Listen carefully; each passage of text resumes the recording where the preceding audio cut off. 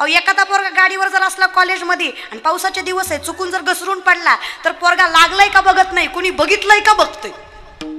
अरे येड्या, लागलंय का बघ, कुठलं मोडलंय का बघ, कुणी पुन्हा बघितलंय का बघ. म्हणजे याला काळजी लागलेल्याची नाहीये, कुणी पाहिलंय का याची. ही अवस्था आहे आणि ही सगळ्यात मोठी बाधा आहे. काही होत नाही रे, काय बोलायचं बोलू द्या लोकांना.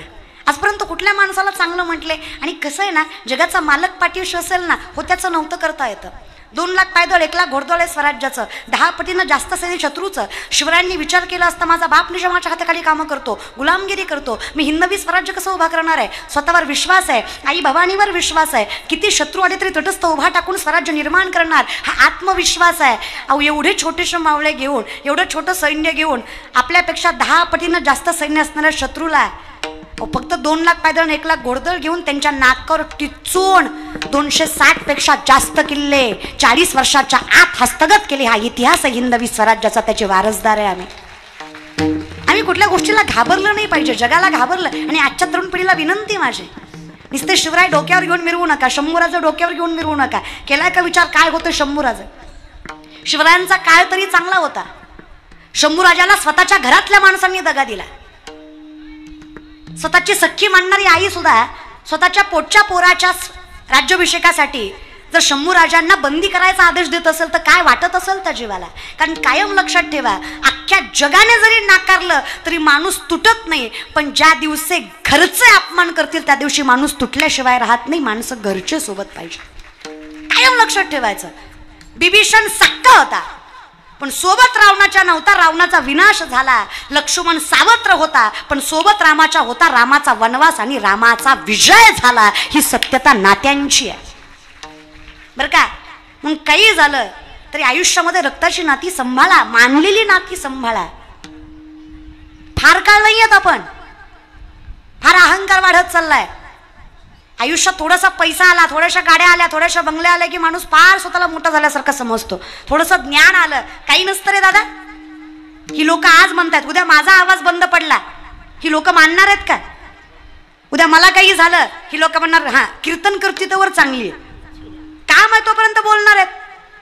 एकदा आपला गळा बंद पडला, आपले हातपाय बंद पडले, कोण खाऊ घालणार आहे आपल्याला. पण याच्या पलीकडे एकही सत्य लक्षात ठेवा. अरे तुम्ही किती दमलात, किती थकलात, जगाच्या मालकाचं नाव घेतलेलं असेल ना, जग साथ सोडेल पण जगाचा मालक तुमच्या तटस्थ पाठीमागे उभा असेल हा विश्वास धर. त्यामुळे याच्या पाठीमागे नका लागू. ही प्रसिद्धी वगैरे फार कालांतरापर्यंत नाहीये, फार कमी काळ आहे हिचा, कधी ना कधी जाणार आहे. मग कायम जमिनीशी पाय टेकून राहा. किती मोठे वा, तुमचं मोठं पण सरणार नाही. वारे हाती माप चाले सज्जनाचे, कीर्ती मुख त्याचे नारायण. जगाचा मालक तुमचं कौतुक करेल आणि जगाच्या मालकानं केलेलं योग्य आहे रे. जगाचं काय, लोक आता कीर्तन झालं म्हणणार ताई काय सुंदर कीर्तन केलं, पुन्हा घरी जाताना म्हणणार हा लय नाही गुणायची, तीच आहे ती बिग बॉस मधली लोक आहेत रे. ही लोक तोंडावर गोड बोलतात, पाठीशी बोलायचं तेच बोलतात. ते पाठीमागे माणसाला जज स्वतः भेटल्यानंतर करा. तोंडावर रे काय कीर्तन केलं समोर, म्हणजे माग वाईटही तेच बोलणार, कमेंटही तेच करणार आणि सेल्फी पण तेच मागणार. ही लोकांची मेंटॅलिटी आहे. तुम्ही किती आयुष्यात चांगलं वागा, तुम्ही आयुष्यभर महाराज आहे आणि एकदा चोरी केली तर तुमचं नाव चोरच आहे. पण माणसं तुमचं चांगलं काम लक्षात ठेवत नाहीयेत, माणसं तुमची चूक लक्षात ठेवतात. नात्यातही तसंच आहे. आयुष्यभर कुटुंबासाठी मेलात पण एखाद्या वेळेस चुकून त्याचा उपकार मांडला तर ते टाळलं जातं रे. म्हणून विनंती आहे नकोच, हे आयुष्य आहे असंच. आणि हीच सगळ्यात मोठी बाधा आहे. त्याच्यामुळे मला ज्ञात आहे देवा मागे पुढे उभा राहे, संभाळीत आली आघात निवारा. कोणी किती काही बोलावं रे, काही फरक पडत नाही. तुकोबाराय म्हणले लोक जैसा हो का दरिता दरम्यान. लोकांचं तोंड म्हणजे वकारी, याला कोणी हात लावतं. राजांना शंभूराजांना काही लोक कमी बोलली का. विचार करा, आपल्या हिंदुस्थानाचा 1/3 भाग आहे अखंड हिंदुस्थान औरंगजेबाच्या संपत्तीचा. औरंगजेबाच्या संपत्तीचा आपला भारत 1/3 भाग आहे, अखंड हिंदुस्थान. काय संपत्ती असेल त्या माणसाची. एवढं मोठं घोडदळ, एवढं मोठं पायदळ, एवढा मोठा खजिना, एवढं मोठं सैन्य. 1-2 दिवस नाही, 1-2 महिने नाही, 9 वर्ष. किती 9 वर्ष सलग शंभूराजांशी युद्ध केलं. 9 वर्षात शंभूराजांनी एकही गड किल्ला शत्रूच्या हाती लागू दिला नाही. ही ताकद ज्या व्यक्तिमत्वामध्ये होती ती चुकीची असो तरी कशी शकते. पण आमच्या पिढीला हे समजूनच घ्यायचं नाहीये. 56 लाख कोटीचं तख्त शंभूराजांना मुघल देत होते. किती? 56 लाख कोटीचं तख्त. तरी मान तटस्थ होती, नजर वर होती. जरा डोक्यात घ्या, आम्ही क्वाटरीसाठी आणि कुंबडीसाठी साहेब म्हणतो. आणि हे बघा, राजकारण असो नाही तर परमार्थ, हे कलियुग असे की तर राजकारण चांगलं असेल तर परमार्थ आहे, नाहीतर परमार्थात सुद्धा राजकारण घुसल्याशिवाय राहत नाही. त्याच्यामुळे विनंती आहे, पाया पडतं तुमच्या, जे डोळ्यांना दिसतंय त्याच्यापेक्षा जी बुद्धी म्हणती आहे ते स्वीकारा. राजकारणात इंटरेस्ट वगैरे हे कलियुग आहे बाबा. इथं सगळ्या गोष्टी डोळे उघडूनच ठेवायला पाहिजे. तुका म्हणे कैसे आंधळे हे जन गेले विसरून खऱ्या देवा, अशी अवस्था आहे. जे चांगलं आहे त्याला चांगलं म्हणता आलं पाहिजे. आज कीर्तन अभिष्ट चिंतन सोहळ्यानिमित्त, कीर्तन वाढदिवसानिमित्त आहे, कोणी ठेवलंय काही महत्वाचं नाही आहे. कीर्तन कशानिमित्त आहे काही महत्वाचं नाही आहे. आज या प्रत्येक माणसाचं कौतुक आहे ज्यानं या कीर्तनामध्ये सहभाग घेतलाय. त्यांनी माझं कीर्तन ठेवलं म्हणून त्यांचं कौतुक नाहीये, पण त्यांनी अभिष्ट चिंतन सोहळ्याला कीर्तन ठेवलं म्हणून त्यांचं कौतुक आहे. कमीत कमी एवढं तरी कळावं की काय ठेवावं म्हणजे प्रगती आहे. देवाचं नाव सुख देणारच आहे. तुम्हाला मगाशीच म्हणलं मी, मध रागानं खाल्ला मग गोड लागत नाही का? लागतो की नाही? तुम्ही मुद्दाम करताय का? बोलत जा ना. तुमच्या गावाशेजारी नदी आहे का? नदी आहे का? नदी कंधारकर नदी आहे का? नदीला पाणी आहे का? आता आलं असेल ना. मरलीत का आहे का? झाल्यावर मला निहून टाका, त्याशिवाय तुम्हाला बरं नाही वाटायचं. बोलत जा ना. मध रागाने खाल्ला गोड लागतो की नाही? मग आधीच एवढे बोलले असते, माझ्या बिंबीला ताण बसला नसता ना एवढा. बोलत जा, बोला. विष प्रेमाने पिलं मरत नाही. घरी गेल्यावर ट्राय करा. अर्थात विषाची परीक्षा घेऊ नये. मग रागाने खाल्लं तरी गोड आहे, विष प्रेमानं पिलं तरी मारणार आहे. भगवंताचं नाव तुम्ही कुठल्याही कारणास्तव घ्या, कसंही घ्या, ते पुण्य देणारच आहे, कारण त्याच्यात तेवढी ताकद आहे. देवाचं नाव आहे. तर झाडून काढताना घ्या, स्वयंपाक करताना घ्या, धुणं धुताना घ्या. आमच्या बाया धुणं धुताना हातानं घरचं तोंडानं गावचं. अगं करा ना देवाचं नामचिंतन. आणि माय तुमच्या ताकद आहे म्हणून सांगते, तुम्ही जास्त परमार्थ नाही केला तरी चालतो. तुम्ही संसार जरी सुखाचा केला तरी जगाचा मालक तुमच्या संसाराचं रक्षण करतो. फक्त संसार सुखाचा करा. काय लागतं ग माय? तुकोबांची बायको जिजाऊ, 2 बायका होत्या तुकोबांना, दोन्ही श्रीमंताच्या होत्या, पण दोन्हींनी कधी गर्व केला नाही.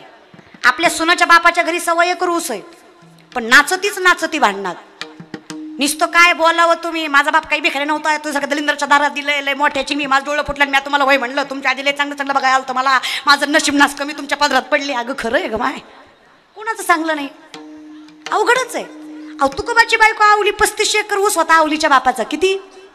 3500 3500 एकर ऊस होता. कंधारमध्ये नाही, पुण्यात. 1425 माणसं वन टाइम हाताखाली असायची, तरी नवऱ्याच्या घरी मिठासोबत भाकरी खायची. 4 ठिगळांची साडी नेसत होती. तक्रार करत तुमची 3 टाइम खाती वेगळं वेगळं, तरी माहेरी गेल्यावर म्हणती काय बाय जनावर भेटलंय, मी हाय म्हणून सांभाळलंय, 3दा खाऊन म्हणती. बायको कशी असावी दादा?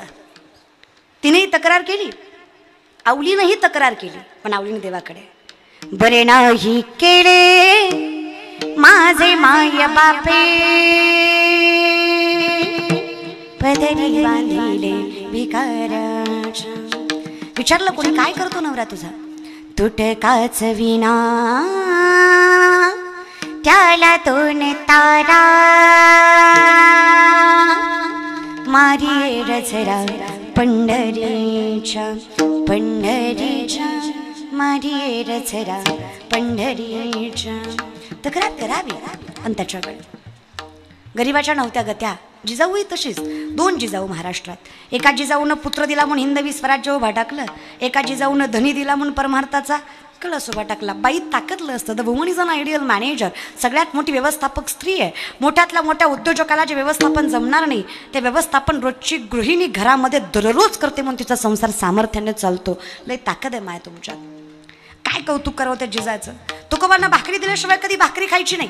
एके दिवशी असंच तुकोबांना भाकरी दिलं, तिच्या पायात काटा रुतला.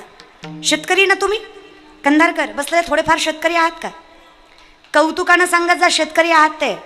जसे बाकीचे सांगतात ना, मी सदस्य, मी उपाध्यक्ष, मी अध्यक्ष, मी नगरसेवक, तसं तुम्ही कौतुकानं सांगायचं शेतकरी आहे मी, हे म्हणतो आहे.